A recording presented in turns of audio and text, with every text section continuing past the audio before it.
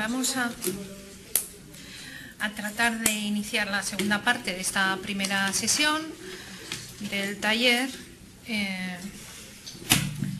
Y sí voy a, dado el tiempo que tenemos, que ya cada vez es menor, pues lo que vamos a hacer es que el profesor Humberto Márquez Covarrubias haga su exposición. Y puesto que a la tarde, a partir de las 3, pues va a haber una reunión una reunión de trabajo, de debate, pues lo que podemos hacer es que ustedes planteen las preguntas, las escriban y plantearlas después de la comida para no alargar demasiado esto. Entonces, simplemente vamos a darle la palabra al profesor Márquez Covarrubias, que nos va a hablar sobre migración y desarrollo hacia un nuevo andamiaje teórico conceptual. Posteriormente ya pasaremos al almuerzo y a las 3 podrán plantear las preguntas ya directamente. Muy bien, adelante. Muchas gracias. Deseo expresar mi agradecimiento a la doctora María Eugenia Anguiano por la invitación a participar en este importante taller de formación de jóvenes investigadores y docentes en el tema de la migración y el desarrollo.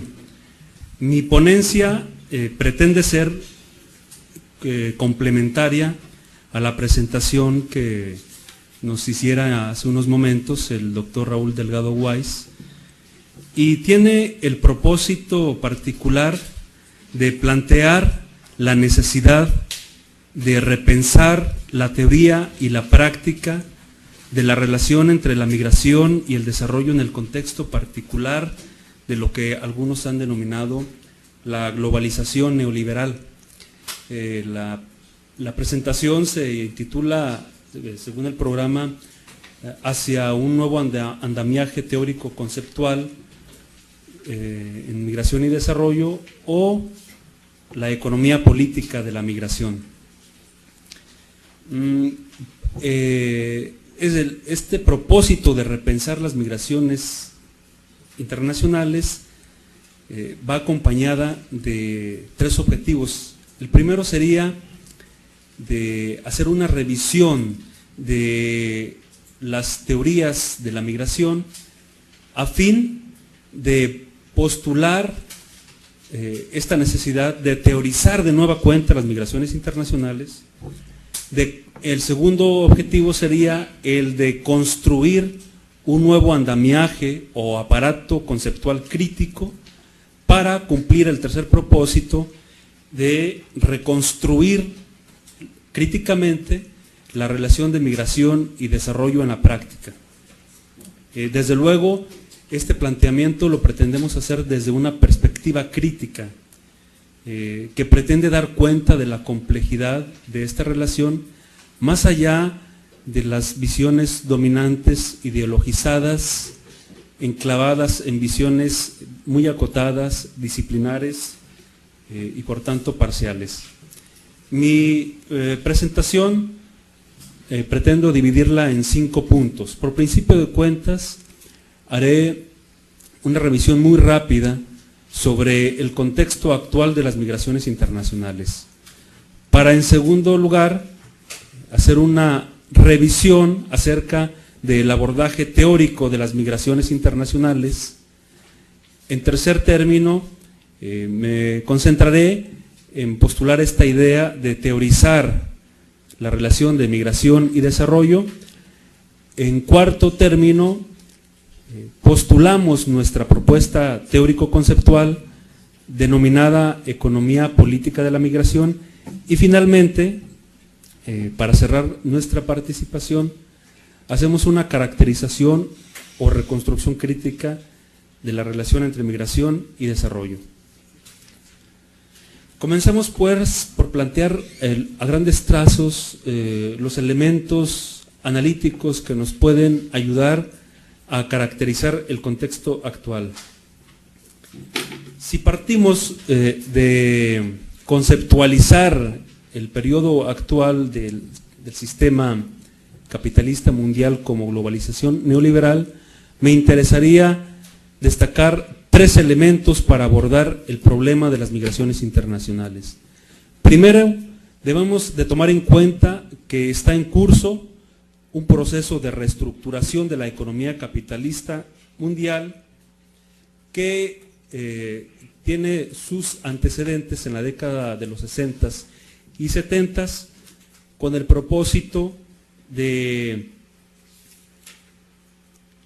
hacer frente a la crisis sistémica del capitalismo, y esta estrategia ha estado comandada por los grandes capitales, por los estados de los países desarrollados, Estados Unidos y los países europeos, y han estado acompañados por las políticas de corte neoliberal que han difundido los organismos internacionales, particularmente el Fondo Monetario Internacional, el Banco Mundial, la Organización Mundial del Comercio.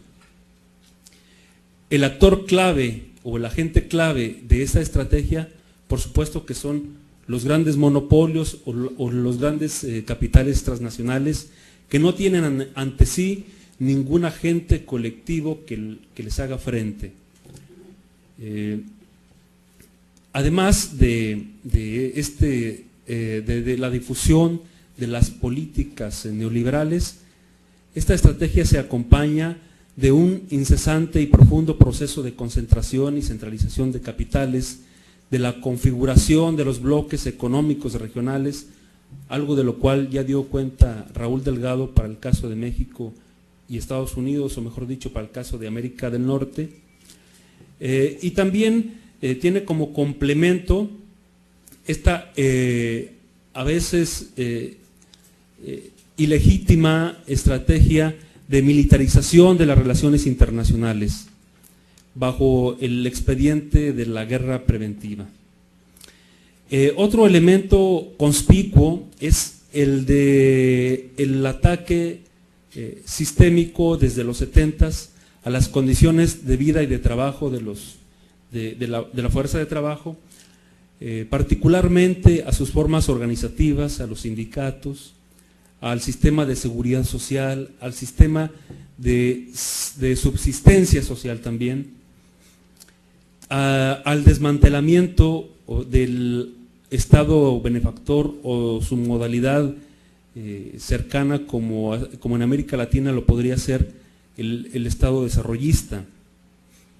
Y finalmente, el tercer elemento es el de la liberalización, precarización y transnacionalización de los mercados laborales, a partir de que en las economías llamadas subdesarrolladas se genera una amplia y desbordante masa de población considerada supernumeraria o redundante, que se ve compelida a ocupar puestos de trabajo degradados, mal remunerados, o bien se ve en la necesidad de incursionar en las filas del desempleo o de incursionar en las filas de actividades ilícitas como puede ser el narcotráfico con toda su espiral de violencia, pero también tiene ante sí la posibilidad de incursionar en los mercados laborales transnacionales a través de la migración laboral.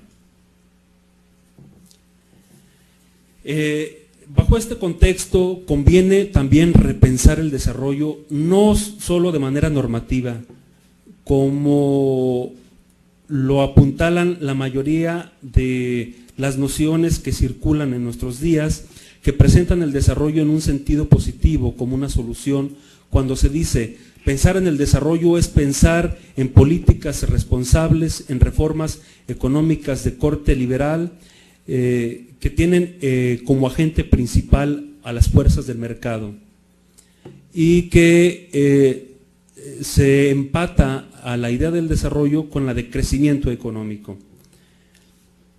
Debemos de pensar en, me parece, el desarrollo también como un problema y como una alternativa. Pensar el desarrollo como problema significa hacer un diagnóstico crítico de la realidad mexicana, latinoamericana y americana en general, y tomar nota de cómo se han incrementado las diferenciaciones entre países. Esto que Raúl llamaba las asimetrías entre países desarrollados y países subdesarrollados, y cómo en ese escenario el espectro de las desigualdades sociales se ha acrecentado, pero no solo en el seno de los llamados países subdesarrollados, sino que también en una capa importante y creciente de población que vive en los países desarrollados. Sí, claro. Pero además de todo esto, es importante tomar en consideración que se ha generado una crisis multidimensional en varios terrenos. Hay una crisis teórica importante que tenemos que tomar en cuenta. Esta crisis teórica supone que estamos viviendo o padeciendo una crisis de los llamados paradigmas o metanarrativas, y que por consecuencia se entronizan enfoques de corte posmoderno, cuyo propósito es relativizar la realidad social, promover el escepticismo, incluso los abordajes teóricos y metodológicos eclécticos. Y en consecuencia lo que tenemos es una ausencia de trabajo teórico. Esto no solo lo vemos en el campo de los estudios de las migraciones o de la migración y el desarrollo, sino prácticamente en todas las ciencias sociales. Entonces no es de extrañar que encontremos una abundancia de estudios parciales, localistas, descontextualizados e inconexos. Esto no quiere decir que este tipo de estudios sean importantes. Lo que quiero subrayar simplemente es de que tenemos como resultado estudios de pedacería que no logran armar una visión de conjunto de los problemas importantes. Desgraciadamente esto tiene como telón de fondo también la imposición de ciertos conceptos ideologizados o gelatinosos, como el de globalización, que pretenden decir mucho, pero a veces no dicen realmente nada de los problemas importantes, y estas formas de pensar se han inoculado como marcos analíticos en prácticamente todos los terrenos, todo el terreno de las ciencias sociales, y se ha difundido como un diagnóstico inapelable, acompañado de conceptos que tienen una gran profusión y aceptación, pero que no son discutidos a profundidad, no son contextualizados y son aceptados de manera crítica. Conceptos como el de capital social, empoderamiento, desarrollo sustentable, desarrollo humano. Estas crisis teóricas tienen sus repercusiones también en el ámbito político, porque tienen como correlato la cancelación de proyectos alternativos de nación. También repercute en la consolidación de una visión hegemónica alrededor de una coalición del proyecto neoliberal que está en curso, y que vulnera la capacidad de maniobra de actores colectivos y de movimientos sociales que tienen en perspectiva la generación de alternativas. Por tanto, también tenemos un escenario complejo donde hay una pérdida de identidad de estos colectivos y en suma, como decía, como nación tenemos como asignatura pendiente la gestación de un proyecto alternativo de desarrollo. A esto podemos sumarle la recurrencia de las crisis financieras, no solo en México, sino en el mundo, la amplitud que ha tomado la espiral especulativa del capital financiero, que ha sido reconocido como el agente principal de la globalización, la profusión de la vulneración del sistema de pagos, la extranjerización de la banca, la alta volatilidad especulativa, etc. Pero esto también tiene su expresión en la dimensión poblacional, cuando vemos cómo por efectos de la migración compulsiva se registra una amplia despoblamiento de vastas zonas de países subdesarrollados, y este problema ha sido particularmente diagnosticado para el caso de México y de esa zona histórica de la migración que se han consolidado como verdaderos bancos de población considerada redundante. Y desde una visión de conjunto podemos advertir que estas regiones se están considerando ya como entidades socialmente insustentables. Bueno, después de trazar ese negro panorama, quiero pasar a hacer una revisión general acerca de el abordaje académico sobre el problema de la migración y el desarrollo. Hemos hecho una clasificación de las teorías de la migración en función de su relación con los grandes paradigmas del conocimiento social. Es decir, el paradigma funcionalista, el histórico estructural y el postestructural. Las teorías de la migración que hemos agrupado alrededor del paradigma funcionalista, es decir, la neoclásica, la nueva economía y las corrientes malthusianas y neomalthusianas, desde nuestra perspectiva parten de supuestos falsos, y en el caso de las teorías de matriz neoclásica están centradas en el individuo y en la familia. En cambio, las malthusianas y neomalthusianas están simplemente sustentadas en el exceso de población y la transición demográfica, y en conjunto las neoclásicas y las malthusianas comparten, desde la perspectiva de la promoción del desarrollo, una visión etapista o convergente, cuyo modelo o prototípico es el caso de Estados Unidos como potencia o como primera potencia mundial, y comparten también la creencia de que el mercado es el agente regulador por excelencia de los procesos de desarrollo. En contraste, las teorías agrupadas en la perspectiva histórico-estructural, entre las cuales encontramos a la economía política, la causación acumulativa, el mercado dual de trabajo y el sistema mundo, tienen una matriz teórica que podemos considerar como heterodoxa. Están más centradas en las causas estructurales de la migración y en el peso decisivo que tienen las relaciones asimétricas entre países desarrollados y subdesarrollados, o como decía Raúl, entre norte y sur.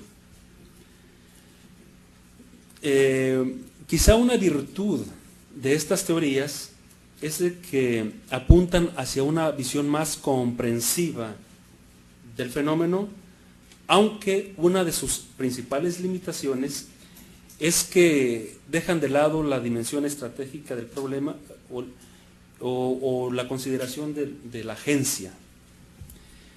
Por lo que en muchas ocasiones estas teorías han sido tildadas como deterministas o como economicistas.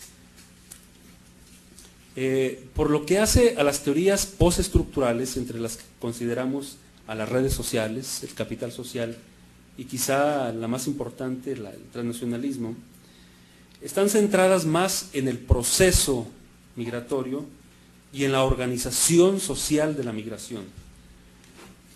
Se pone de realce las relaciones que los migrantes establecen entre sí y con sus lugares de origen. Sin embargo, adolecen de la falta de un diagnóstico del contexto. Algunos, o la mayoría de ellos, no consideran el problema crucial de las asimetrías económicas, de la profusión de las desigualdades sociales que nos parece están en el trasfondo de las dinámicas migratorias. Más allá de este cuerpo o de estas relaciones paradigmáticas de las teorías, nos parece que en nuestros días la visión dominante sobre las migraciones internacionales está compuesta de 5 piezas que se complementan y que en algunas ocasiones se marcan énfasis diferenciados en alguno de ellos. Quiero pasar revista de estas 5 piezas rápidamente. Por principio de cuentas, esta visión dominante sobre las migraciones internacionales tiene un acendrado énfasis en el nivel microsocial. La migración se presenta como un fruto de la decisión individual o familiar. Es una suerte de estrategia, no una necesidad, una estrategia que no tiene referentes estructurales o históricos. Supone que la migración se reproduce a sí misma, en tanto manifestación cultural o como una tradición de los pueblos, fuertemente arraigada. Otra pieza es la del famoso esquema de atracción y expulsión, o la oferta y la demanda de las migraciones, que más que teoría es una especie de esquema analítico que se divide en 2 catálogos: los elementos de expulsión por una parte y los de atracción por la otra. Pero este esquema es empleado o ha sido empleado por casi todos los analistas de las migraciones, pero sobre todo más por los que cultivan el enfoque neoclásico. Sin embargo, creo que no tienen la jetatura de una teoría. La tercera pieza, esta es muy importante, es el enfoque neoclásico, ortodoxo o neoliberal, cuya piedra de toque es la idea de que el diferencial salarial es el detonador de las migraciones. La decisión de emigrar es entonces racionalmente adoptada por el individuo o por la familia y puede expresarse como una forma de inversión en capital humano.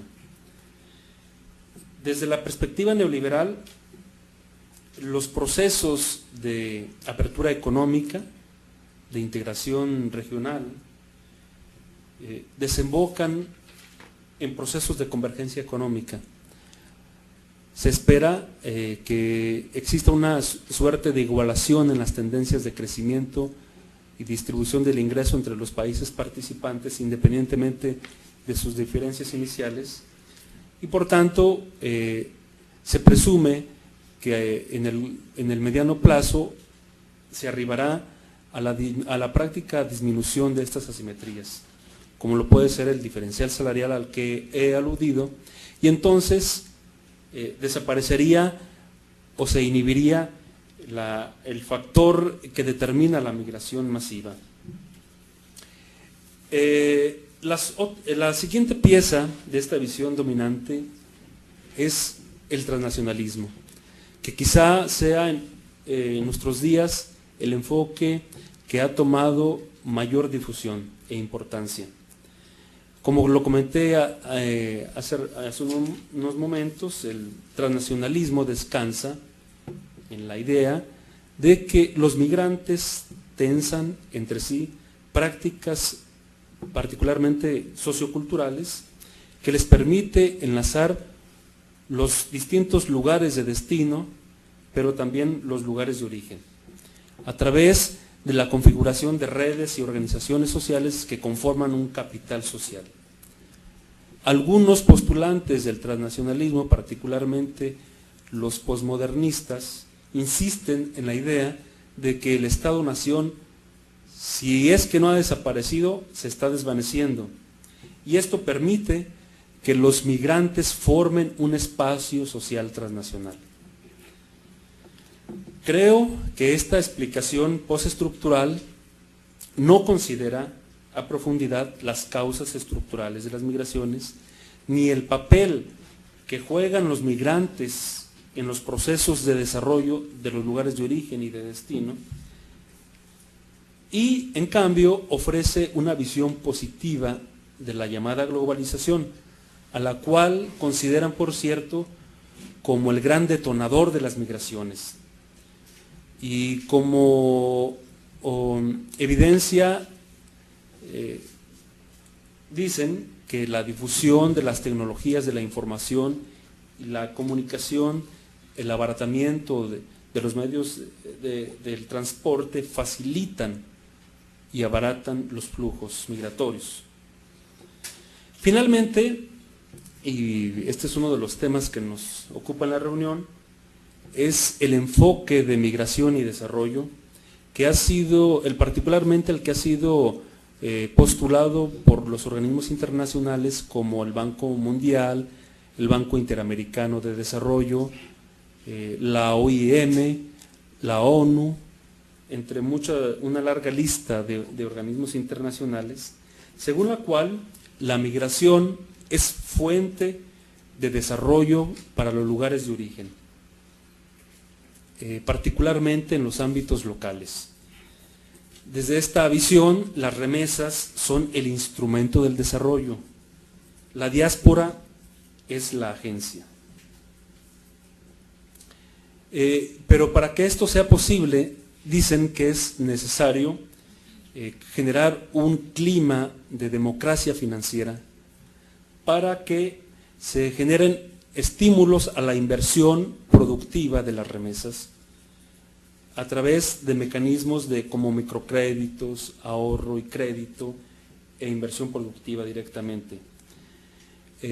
También sugieren que se disminuyan los costos de transferencias de las remesas con el fin de que se incremente el caudal, bajo esta metáfora de que las remesas son el río de oro para los países del sur.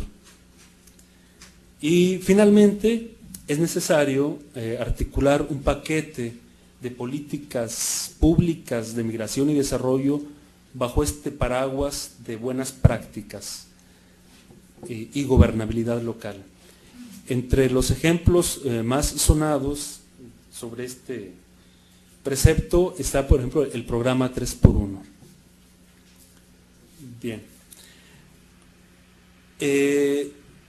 Ahora, por lo que hace a las principales líneas de investigación en el campo de migración y desarrollo, podemos destacar 4.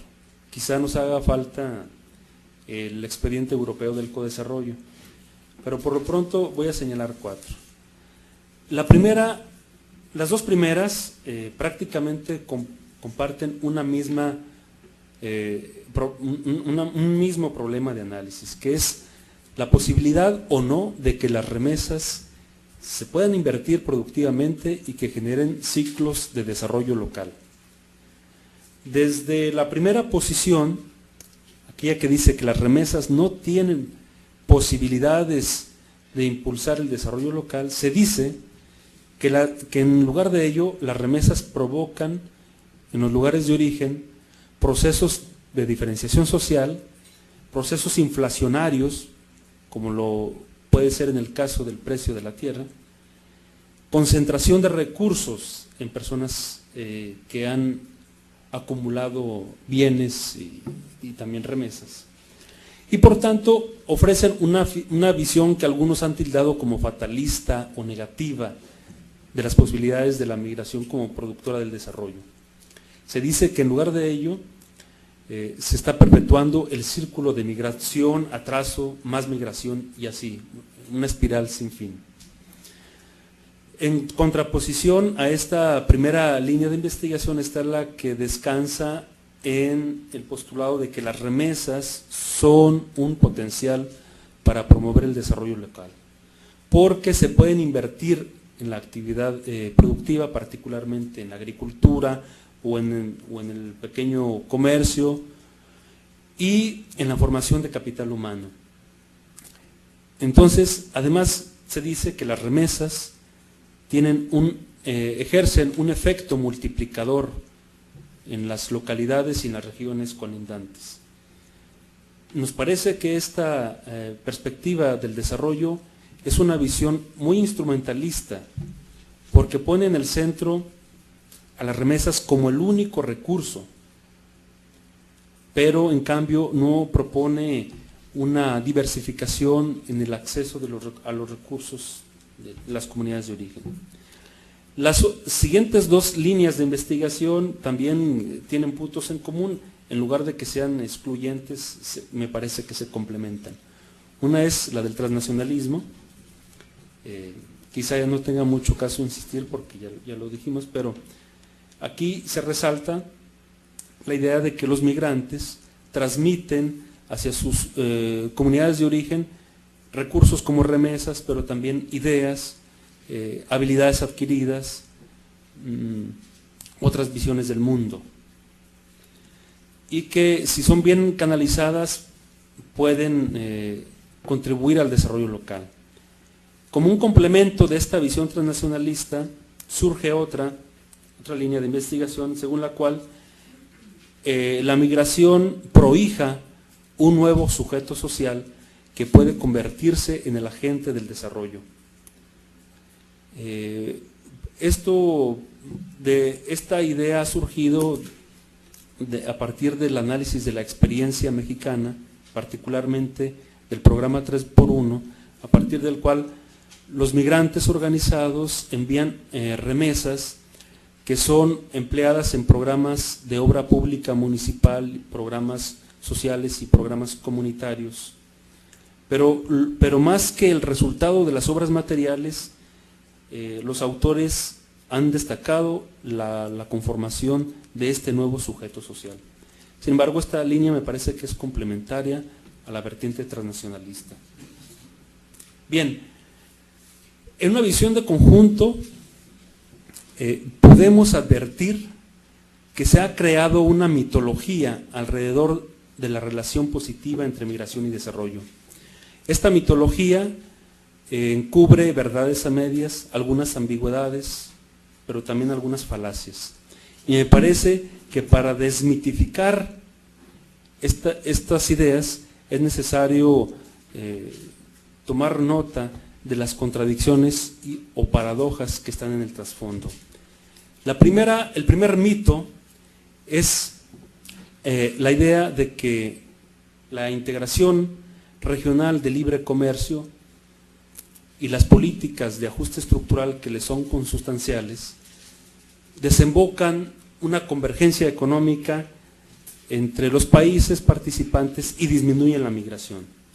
En el trasfondo lo que tenemos es que la integración regional de corte neoliberal amplía las asimetrías y las desigualdades sociales y en realidad actúa como un motor propulsor de las migraciones internacionales.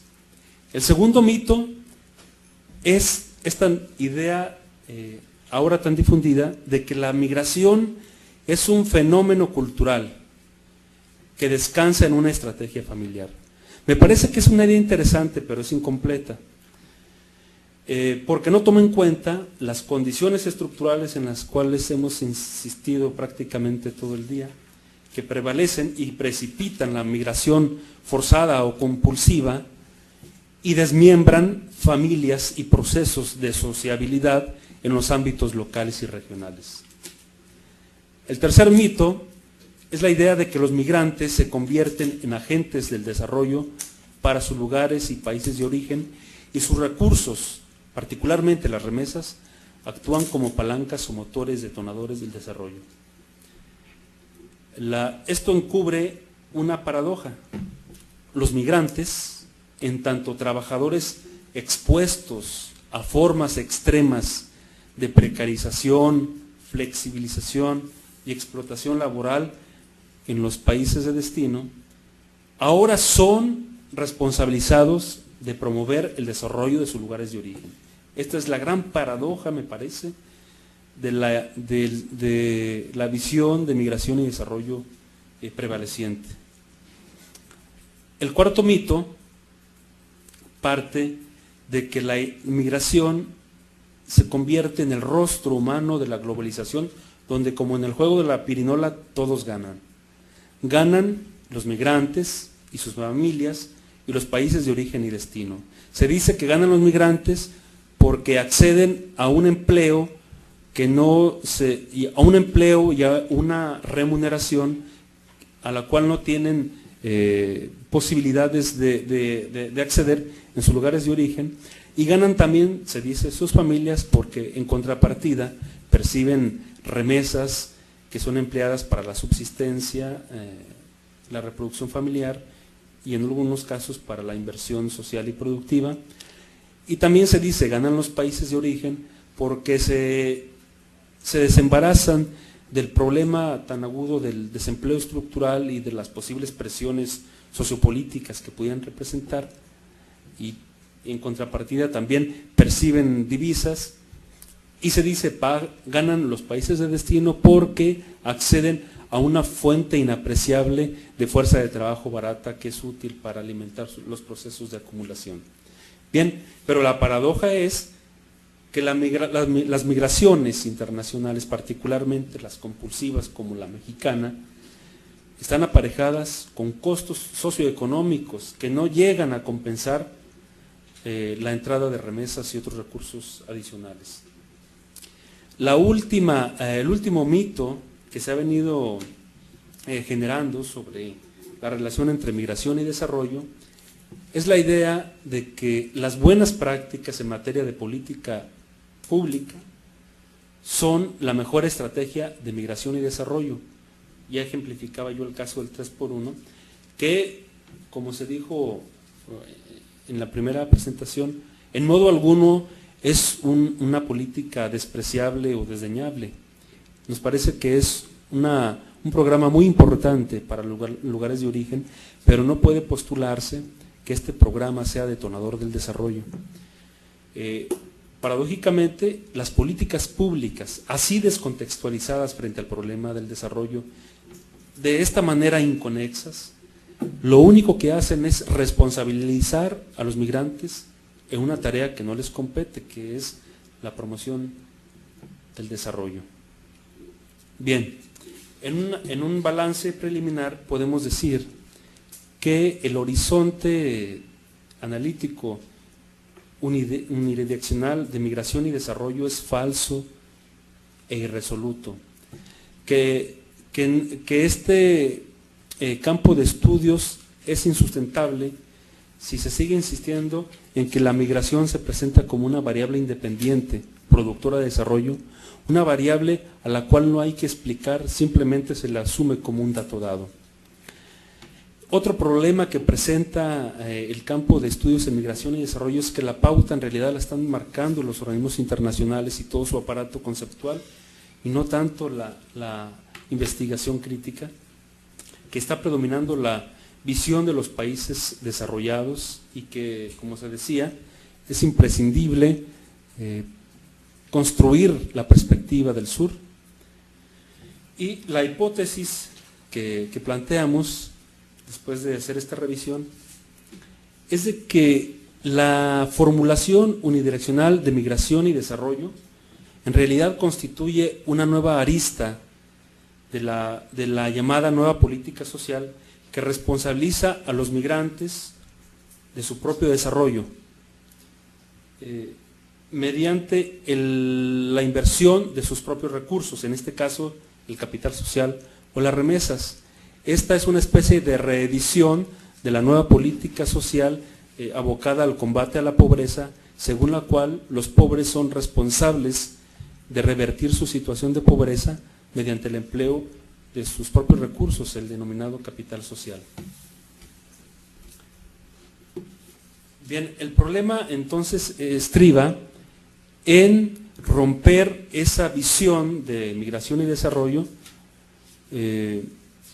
esta visión unidireccional, considerando en el centro el problema del desarrollo en el contexto de la relación norte-sur. De esta forma, como lo comentaba, el desarrollo tiene que verse desde el punto de vista de su problemática y de las posibilidades de impulsar alternativas. Para romper este dominio unidireccional, es imprescindible situar en el centro la problemática del desarrollo. Entonces, los estudios de migración y desarrollo, nos parece, son un subconjunto de los estudios del desarrollo. Es decir, la premisa explicativa de la problemática de la migración es el problema del desarrollo. Para abordar este problema es necesario generar nuevos objetos teóricos, es decir, conceptos, redefinir los conceptos que están en juego, pero siempre que sean contextualizados. La propuesta que nosotros planteamos se denomina economía política de la migración y tiene dos fuentes principales. La primera es la que podemos denominar economía política crítica y la segunda es este ámbito en construcción denominado estudios críticos del desarrollo. Los principios de la economía política crítica son 4. Primero, se trata de hacer la reconstrucción del todo social. La economía política crítica es una construcción teórica de la complejidad e historicidad del todo social. Esta es una idea fuerza importante. Da una importancia decisiva a la reconstrucción crítica de la realidad como totalidad concreta.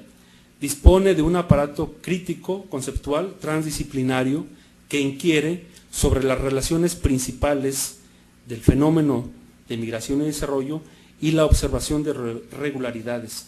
Esto en contraste con análisis fragmentarios e inconexos, estudios descriptivos que no se preocupan por ofrecernos explicaciones, por estudios que parcializan el conocimiento en disciplinas sin comunicación, en contraste también con estas expresiones reduccionistas de la epistemología cuantitativa que reduce la complejidad social a unas cuantas variables.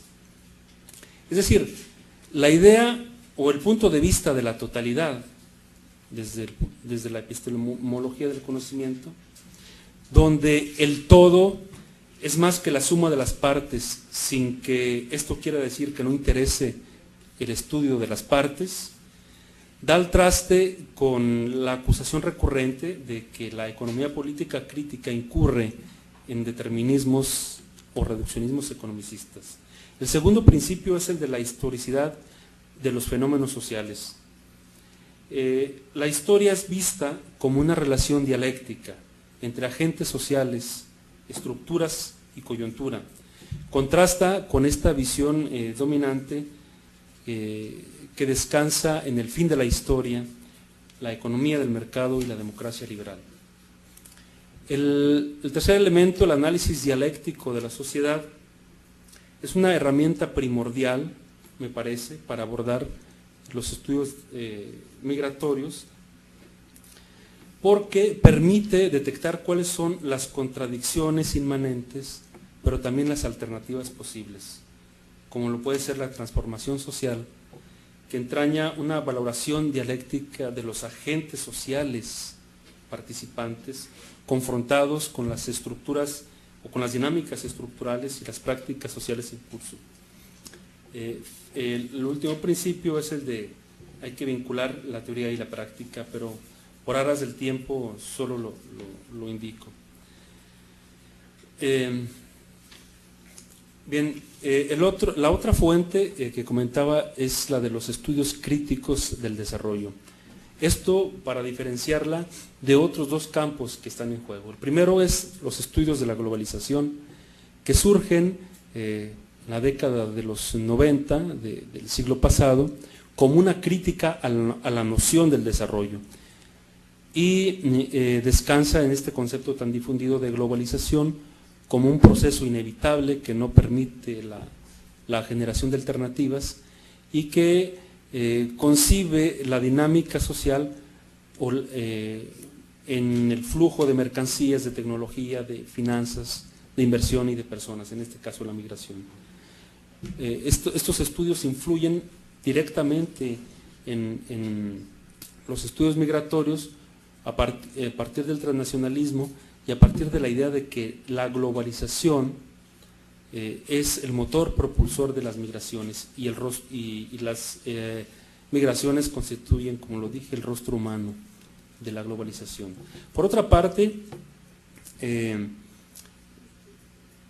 ha emergido toda una cauda de conceptos y nociones de desarrollo, como desarrollo humano, desarrollo sustentable, post-consenso de Washington y otros más que pretenden subsanar los estragos más visibles en el ámbito socioeconómico de estas políticas de ajuste estructural y que para el caso del problema de la migración plantea la idea de que los migrantes, como dije, son los agentes del desarrollo y las remesas el motor.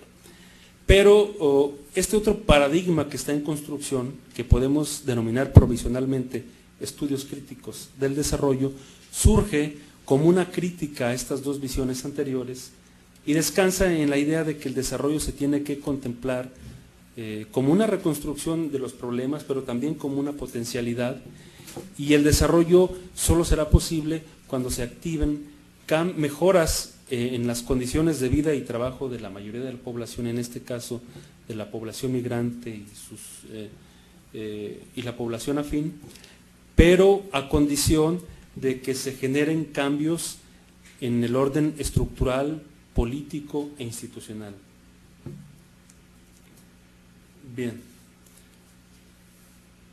El esquema analítico que proponemos para el abordaje de la migración y el desarrollo tiene que ser por necesidad multidimensional y multinivel.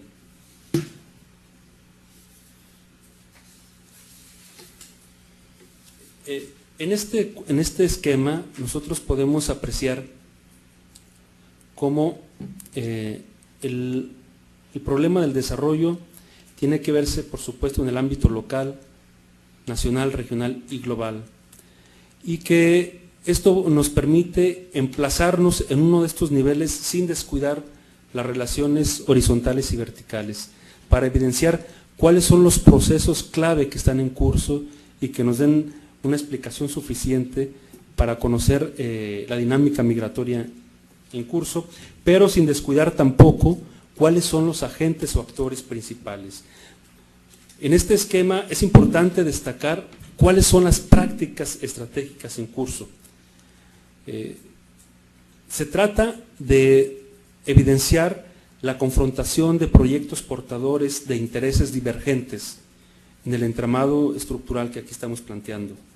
Por una parte, es fácil detectar cuál es el proyecto hegemónico que promueven los grandes agentes, los grandes actores, pero también es importante ir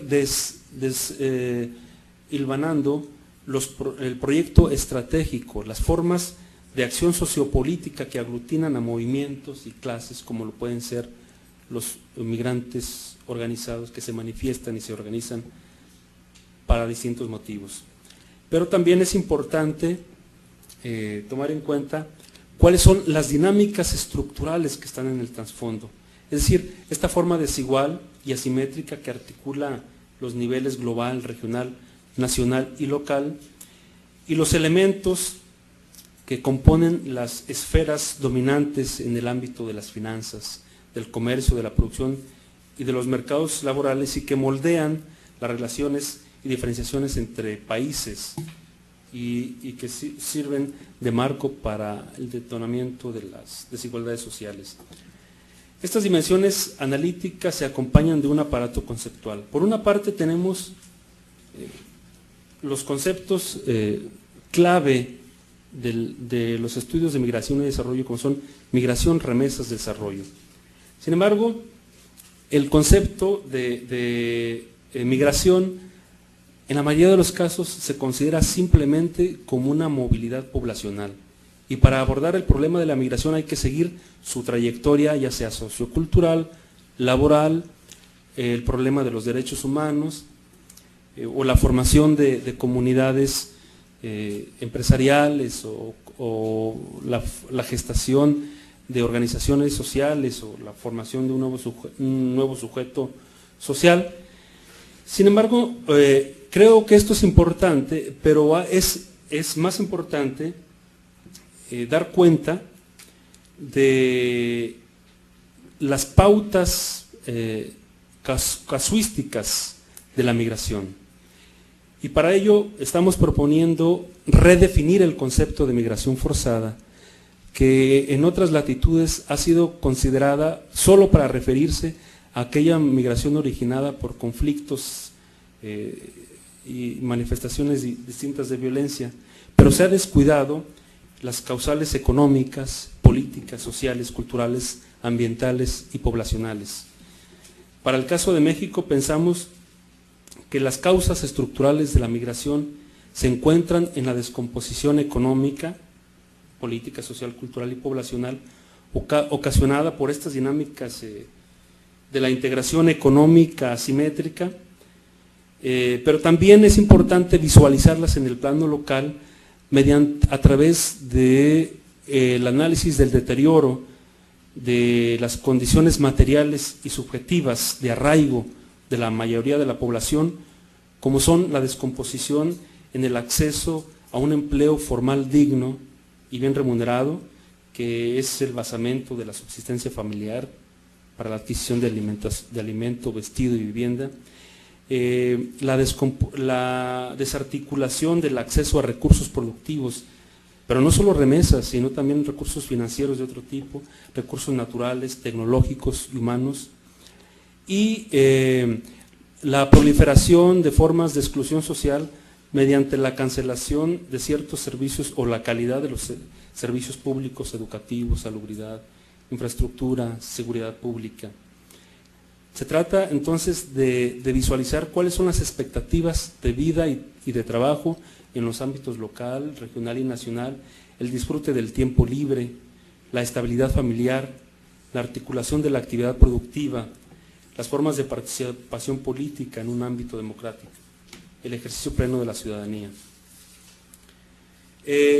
Por lo que hace al concepto de remesas, es importante tomar en cuenta que el concepto dominante de remesas simplemente se atiene al circulante monetario, al dinero que es enviado a los lugares de origen. Sin embargo, nosotros proponemos hacer una redefinición de remesas como una relación social en el plano binacional o transnacional.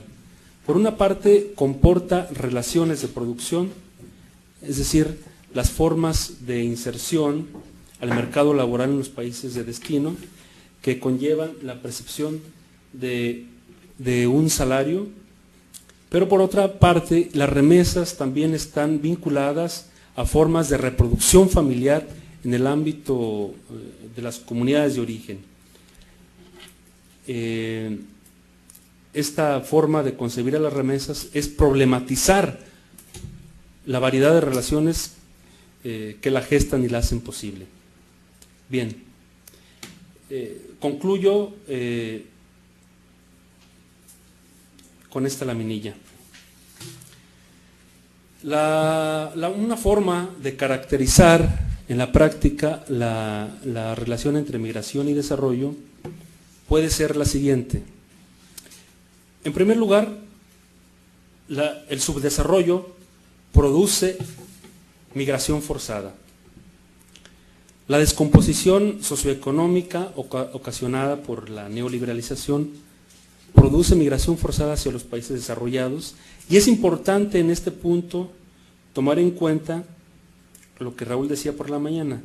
Se desestructuran la organización económica para reorientarla de nuevo a su reinserción regional. Esto genera sobrepoblación, formas de insustentabilidad social, pérdida de población, incluso despoblamiento. El segundo nivel relacional dice que los migrantes, y esto es importante visibilizarlo, contribuyen al proceso de desarrollo del país receptor. No solo se trata del hecho de que los países centrales o desarrollados demanden ingentes cantidades de fuerza de trabajo para alimentar sus procesos productivos y demás, sino que también se contribuye por esta vía al abaratamiento general de la fuerza de trabajo, incluso al desplazamiento de contingentes nativos o de otros grupos inmigrantes. Esto genera una doble forma de transferencia, por una parte de fuerza de trabajo barata, pero también de costos de formación.